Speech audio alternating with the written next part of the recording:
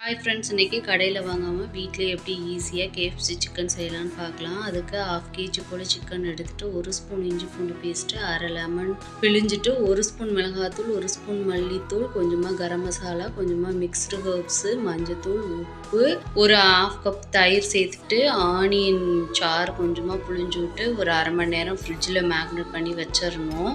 அடுத்து இதுக்கு ஒரு பேட்டருக்கு 1 கப் போல் மைதா மாவு எடுத்துகிட்டு 1 ஸ்பூன் மிளகாத்தூள், 1 ஸ்பூன் மல்லித்தூள், கொஞ்சம் மிக்ஸ்டு ஹர்பு, மஞ்சத்தூள், உப்பு, கரம் மசாலா, தூள் இதெல்லாம் சேர்த்து நல்லா பிசைஞ்சு வச்சிடணும். வச்சுட்டு 1/2 hour கழித்து சிக்கனை எடுத்து நல்லா அந்த மாவில் டிப் பண்ணிக்கணும். டிப் பண்ணிவிட்டு உதறிட்டு எண்ணெய் காஞ்சதுக்கப்புறம் போட்டு எடுத்திங்கனாக்கா சூப்பரான கேஎஃப்சி பாப்கார்ன் சிக்கன் வீட்லேயே ரெடி ஆகிடும். கண்டிப்பாக ட்ரை பண்ணி பாருங்கள். ரொம்ப ஈஸி தான். எப்படி இருந்துச்சுன்னு மறக்காமல் கமெண்ட் பண்ணுங்கள். வீடியோ பிடிச்சிருந்துச்சுன்னா ஒரு லைக் பண்ணி சப்போர்ட் பண்ணுங்கள். தேங்க்யூ ஃபார் வாட்சிங். நாளைக்கு ஒரு வீடியோவில் பார்க்கலாம்.